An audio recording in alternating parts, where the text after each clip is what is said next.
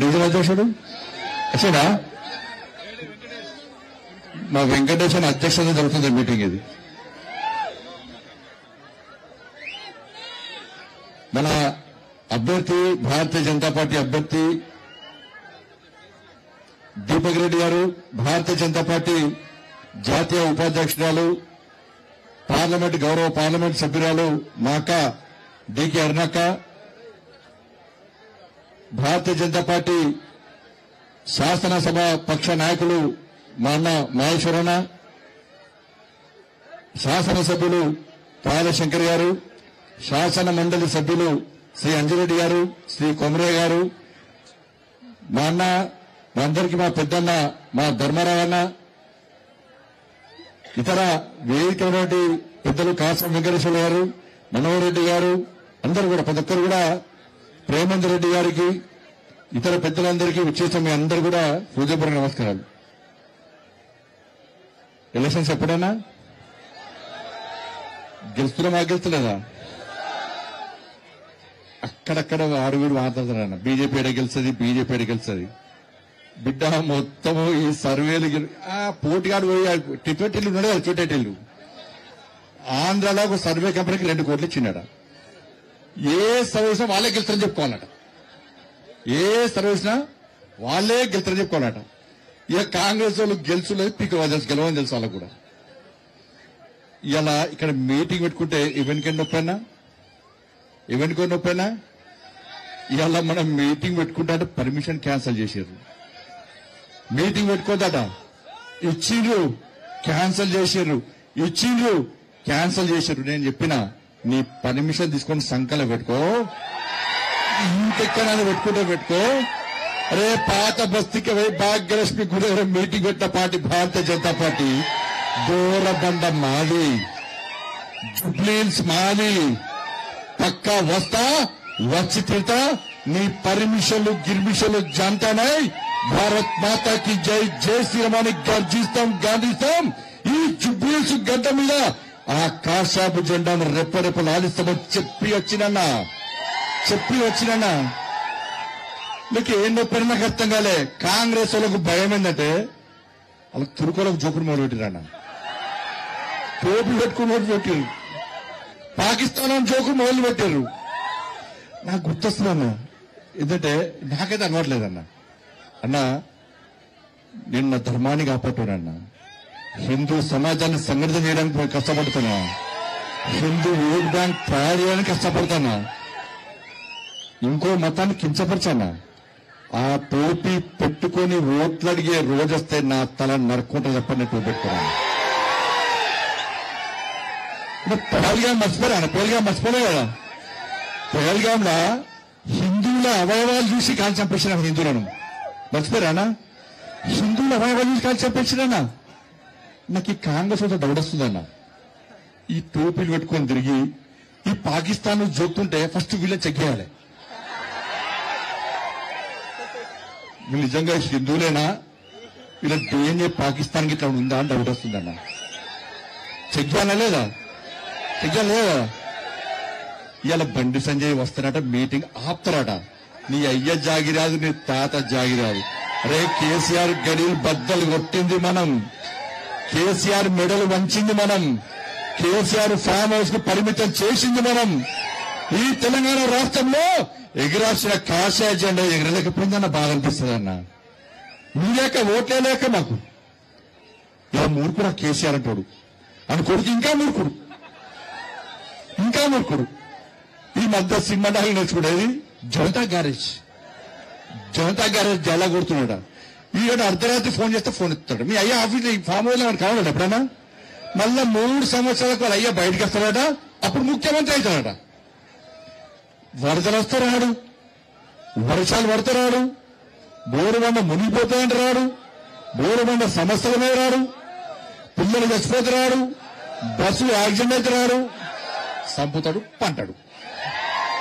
అప్పుడప్పుడు బయటకు వచ్చి యశోద హాస్పిటల్ పోతాడు, బతికే ఉన్నా అని చెప్పుకోవడానికి యశోద హాస్పిటల్ పోతాడు.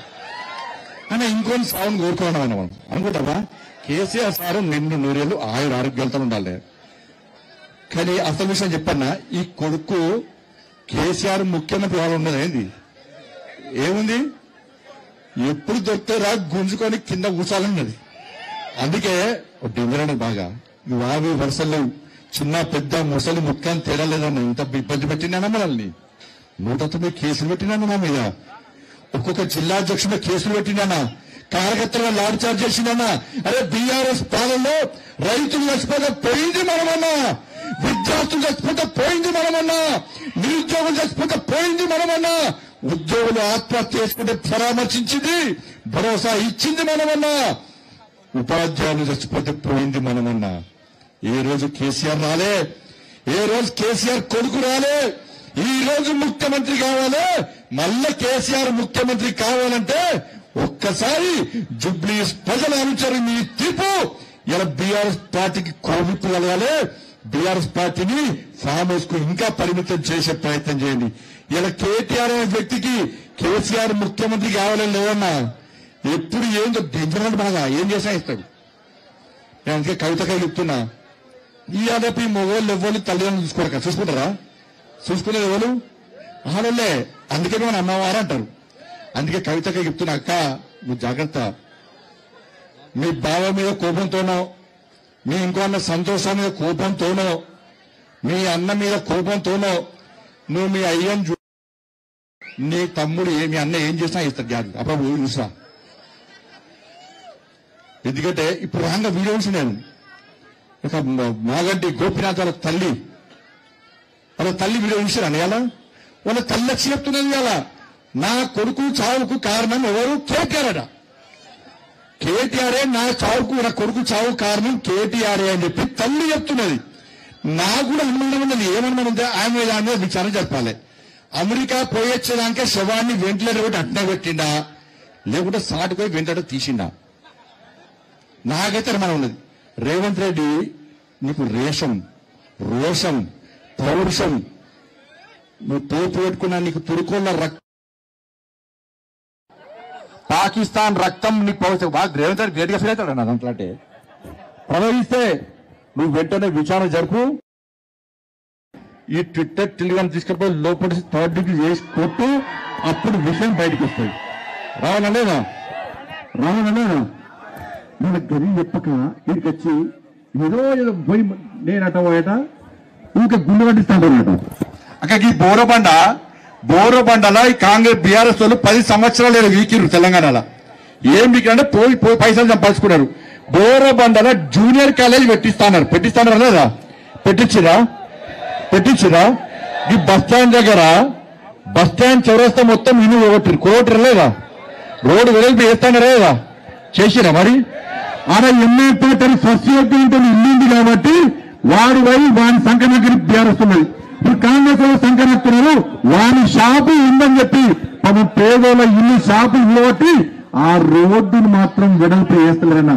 దీపక్ రెడ్డి గెలిపిన పిల్లర బుల్డోజర్ వ్యక్తి మన షాపు కొట్టబడ్డారు. పక్కా కూడా కొడతా. వినాయక్ మధురా నగర్ నుంచి వినాయక్ నగర్ దాకా ఎంత ట్రాఫిక్ జామ్ అవుతుందన్నా? ట్రాఫిక్ జామ్ అవుతలేదా? దీని గురించి మాట్లాడమంటే దాని గురించి మాట్లాడక నేనంటే గుళ్ళు కడుతున్నట్ట, వాడు సమాధులు కడుతున్నట్టాడు. ఏమంటానంటే సొంత పైసలు పెట్టి తుర్కోలకు సమాధులు కట్టిస్తాడట. గీడ హిందువుల శ్మశాన వాటిక ఉన్నది, దానిలో నీళ్ళు లేవు, కరెంటు లేదు, దానిలో బోరింగ్ లేదు, దాని గురించి మాట్లాడాడట. ఆడికి పోయి మాట్లాడతాడట. ఇలా 10 సంవత్సరాలు ఒక్క కనీసం డబుల్ బెడ్రూమ్ వేయలే. నరేంద్ర మోడీ గారికి బిందించినాక 2,40,000 ఇల్లు నరేంద్ర మోడీ గారు ఇచ్చారు. ఇవాళ జుబ్లీస్ కు ఎందుకు ఇల్లు ఇవ్వలేదో బీఆర్ఎస్ గల్ల బట్టి తీసి గ్లాస్ చెంపమ్మికలు కొట్టండి. 20 డబుల్ బెడ్రూమ్ ఎందుకు వెళ్ళారా చెప్పండి. 2,40,000 ఇల్లు ఇస్తే మీకు ఒక్క ఇల్లు ఇవ్వలే. వాళ్ళు మీకు ఇచ్చే రేషన్ బియ్యం మనం ఇస్తున్నాం అక్క. రేషన్ బియ్యం మీకు ఇచ్చే పెన్షన్ పైసలు మనవి. ఇలా ఏం చేస్తా ఇలా చేసేది మనమైతే ఇవాళ బీఆర్ఎస్ వాళ్ళు కాంగ్రెస్ వాళ్ళు కలిసి గేమ్ ఆడుతున్నారు. కాళేశ్వరం పేరుతో 1,00,000 కోట్లు చంపారు. ఇవాళ ఫోన్ ట్యాపింగ్ కేసు వాళ్ళు వేసి ఫోన్ ట్యాపింగ్ చేసిరు. డ్రగ్స్ కేసు చేసింది వాళ్ళే. అన్ని పొట్టు పైసలు సంపాదించుకుంటే తప్ప ఈ 10 సంవత్సరాలు బీఆర్ఎస్ వాళ్ళు చేసిందే లేదు, వాళ్ళు పీకిందే లేదు. అందుకే వాళ్ళని ఫామ్ హౌస్ పరిమితం చేస్తాం. ఇవాళ మళ్ళీ ఏమైంది? ఇవాళ పరిస్థితి ఏమైంది? ఏనుగులు మింగటాడు పోయి పీనుగులు మింగటాడు వచ్చిండు. రేవంత్ రెడ్డి తరచ్చాడు. ఏం చేసిండు? రాగానే 2500 రూపాయలు ఇస్తాడు. ఇచ్చిండా? తులం బంగారం ఇచ్చిండా? మీకు గొలుసుల బంగారం మెల్లంగా ఈ జూబ్లీలో కాంగ్రెస్ వాడు గెలిచిందనుకో, ఆ ఎంఏం పార్టీలు అంత చైన్ స్నాన్సెస్ అందరూ కూడా అంత ఎత్తుకుపోతారు. ఎంఏం పార్టీలు తులం బంగారం ఇయ్యడానికి. ఎందుకంటే నేను ఒక మంత్రి చెప్పిండు, ఏం చెప్పిండు తెలుసా? అప్పుడు ఇద్దామనుకున్నా మేము 50,000 కదా, ఇప్పుడు 1,00,000 ఇయ్యారట. ఇక 1,00,000 ఇయ్యారట. ఇక వాడు ఇచ్చి పక్కన పెట్టు, మీరు వాడు కాంగ్రెస్ వాడు గెలిస్తే మీకు ఉన్న బంగారం ముచ్చుకోపోతారు. వాళ్ళు వచ్చి 4,000 రూపాయలు ఆ పెన్షన్ ఇచ్చిర్రా అక్క? ఇచ్చిర్రా? ఇల్లు ఇచ్చిండ్రా? ఇలా ఏమి ఇయ్యలే కానీ మళ్ళీ ఏం చేసిండు రేవంత్ రెడ్డి సార్? 100 రోజులు ఇస్తాడు, ఒక్కటి ఇయ్యలే. ఇక మళ్ళీ ఏమన్నాడు? నేను రాగానే కేసీఆర్ సంగతి చెప్తే కేసీఆర్ కుటుంబాన్ని జైలు పంపిండా? 1,00,000 కోట్ల అవినీతి అన్నాడు. ఎన్నికల ముందేమో 1,00,000 కోట్ల అవినీతి కాళేశ్వరంలో జరిగింది.